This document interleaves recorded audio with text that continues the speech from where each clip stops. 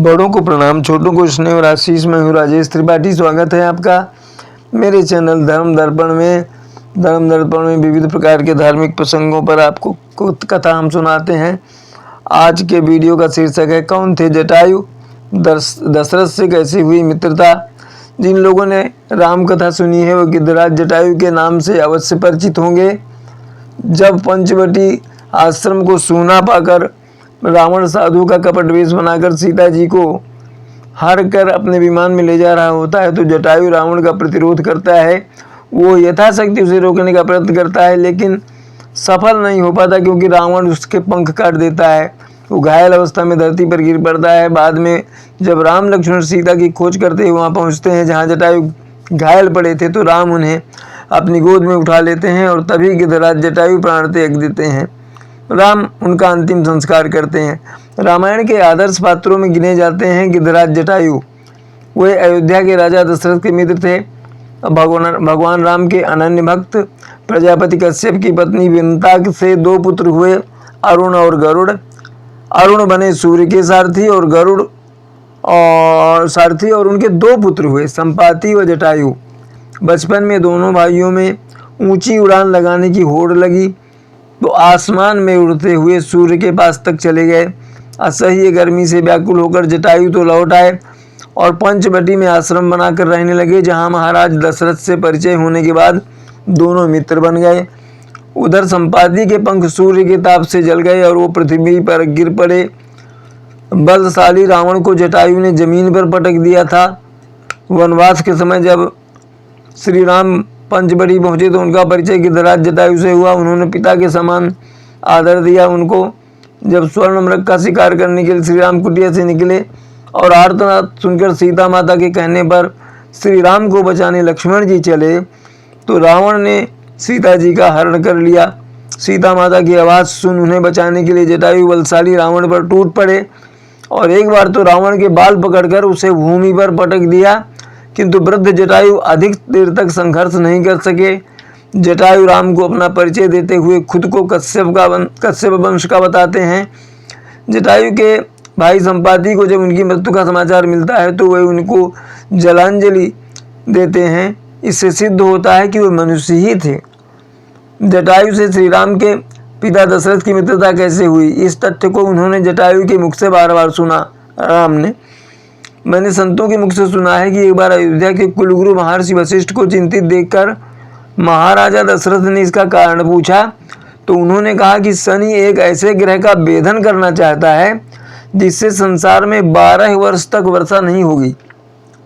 ऐसा सुनते ही महाराज दशरथ ने शनि पर आक्रमण करने के लिए धनुष बाण से सुसज्जित होकर रथ में बैठकर शनि मंडल की ओर प्रस्थान कर दिया, किंतु शनि की दृष्टि पड़ते ही उनका रथ जल गया और महाराज स्वयं भूमंडल की ओर गिरते हुए आ ही रहे थे कि बीच आकाश में ही पक्षीराज जटायु ने उन्हें अपनी पीठ पर रोक लिया।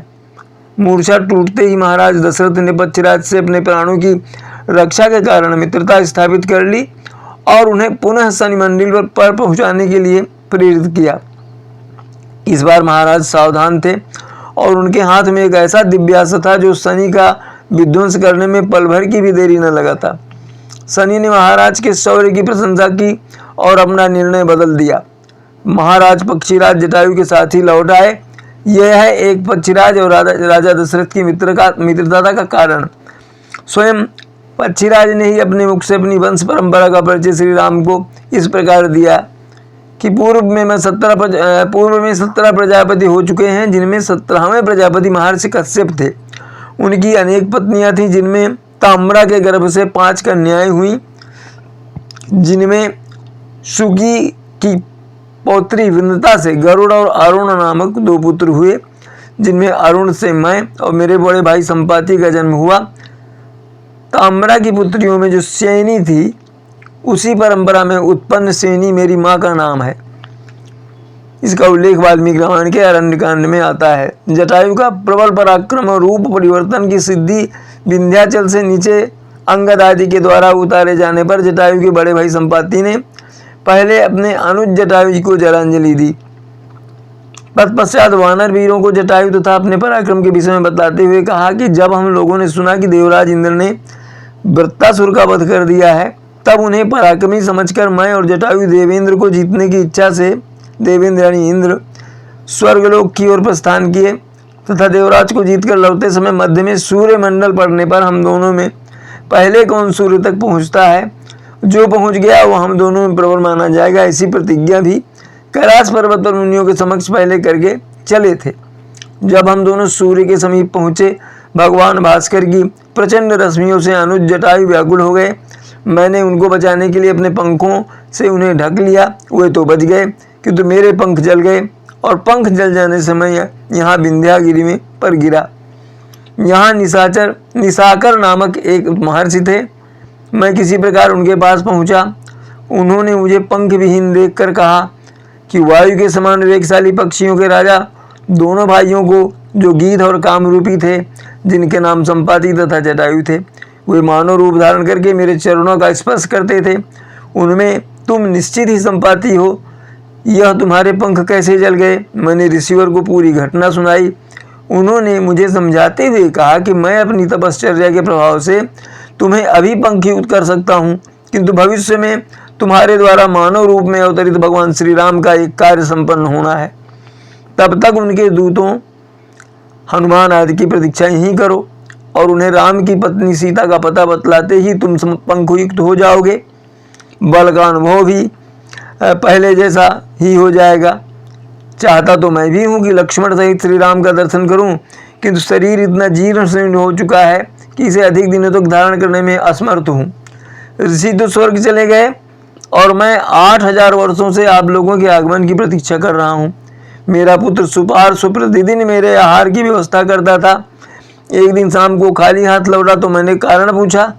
उसने कहा कि महेंद्र पर्वत पर मैं मार्ग रोक कर आहार के लिए खड़ा था, तभी एक काला पुरुष जो एक रोती हुई नारी को लेकर जा रहा था, उसे पकड़ने के लिए मैंने जो ही प्रयास किया कि उसने विनीत भाव से मुझसे मार्ग की याचना की, मैंने उसे छोड़ दिया। उसी समय आकाश में मुनियों की वाणी सुनाई पड़ी कि श्री राम की भार्या, श्री राम की पत्नी जानकी तो जीवित बच गई। वह लंका का राजा राक्षस रावण था, जो राम की पत्नी को हरण करके ले जा रहा था। वे शोकाकुल होकर राम और लक्ष्मण का नाम लेकर विलाप कर रही थी। जब पुत्र के मुख से मैंने ये बात सुनी तो मैंने उसे खूब फटकारा कि तूने समर्थ होकर भी श्री राम की पत्नी को रावण के हाथ से नहीं बचाया। महाराज दशरथ के प्रेम से मैं विह्वल हूँ, तूने अच्छा नहीं किया।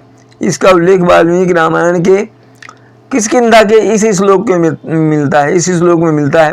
पुत्रा संतर्जितो वाग्निवर्ण त्राता मैथिली कथम तस्याविलपिन्तु श्रुत्वा तौ च सीता वियोजितौ न मे दशरथ स्नेहात् पुत्रेणोत्पादितं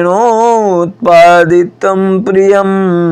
इसलिए मैंने सदा के लिए उसका त्याग कर दिया अपने पुत्र का।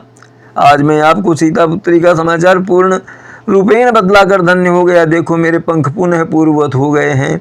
मेरे पंखों का पुनः उगाना यह विश्वास दिलाता है कि आप वानर वीर जनक नंदिनी का पता लगाने में अवश्य सफल होंगे। ऐसा कहकर जटायु के बड़े भाई संपाति गगन की ओर उड़ गए। ऐसा भी उल्लेख मिलता है कि काम जटायु को जीवित करने के लिए ऐसा भी उल्लेख मिलता है कि राम जटायु को जीवित करने के लिए तैयार थे, पर पक्षीराज ने हरिधाम जाना ही श्रेयस्कर माना। जब राम से भेंट हुई तो जटायु ने कहा, मैंने तो अपने प्राण आपके दर्शन के लिए ही रोक रखे थे, अब विदा होना चाहता हूँ, आज्ञा दीजिए। प्रभु राम ने उनको अपने धाम में शरण दी। कहते हैं कि श्री राम ने जटायु का अंतिम संस्कार किया तथा जलांजलि दी। कहते हैं यह स्थान नासिक से 58 किलोमीटर घोटी के पास ताकेत गांव में है। सर्व तीर्थ वही पवित्र स्थल है। इस स्थल के स्थानीय लोगों में भी काफ़ी मान्यता है, जहां भारी संख्या में लोग पूजा अर्चना के लिए पहुंचते हैं। लेपाक्षी मंदिर आंध्र प्रदेश के अनंतपुर जिले के एक छोटे से गांव में है, जिसे लेपाक्षी गांव के नाम से ही जाना जाता है। इसके सबसे पास का शहर हिंदूपुर है। यह हिंदूपुर शहर से 15 किलोमीटर पूर्व में तथा बेंगलुरु के 120 किलोमीटर उत्तर में स्थित है।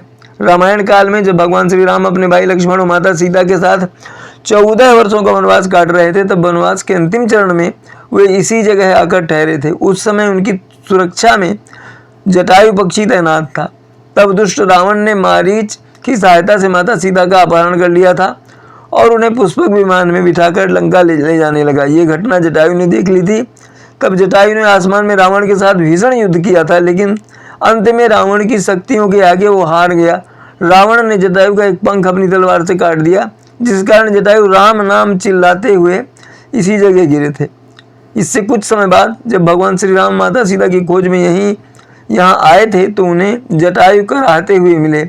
तब श्री राम जटायु का सिर अपनी गोद में रखकर बार बार ले पाक्षी बोल रहे थे। यह तेलुगु भाषा का शब्द है जिसका हिंदी में अर्थ है उठो पक्षी। जटायु ने श्री राम के सामने संपूर्ण घटना का वृतांत सुना दिया और उनकी गोद में सिर रखे ही अपनी अंतिम सांसें ली।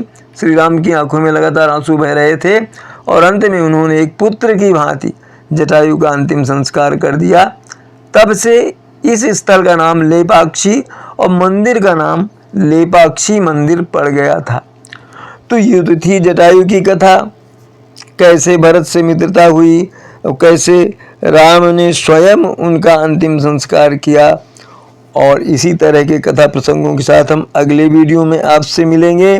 तब तक स्वस्थ रहिए, सुरक्षित रहिए, आपका परिवार भी स्वस्थ और सुरक्षित रहे। प्रभु राम की कृपा आप सब पर सदैव बनी रहे, इसी कामना, इसी इच्छा के साथ आज यहीं तक मिलते हैं अगले किसी वीडियो में इसी तरह की कथा के साथ। तब तक हमारे चैनल को देखते रहिए, अपने मित्रों में साझा करते रहिए और हमारे चैनल धर्म दर्पण को सब्सक्राइब करते रहिए। नमस्कार, प्रणाम।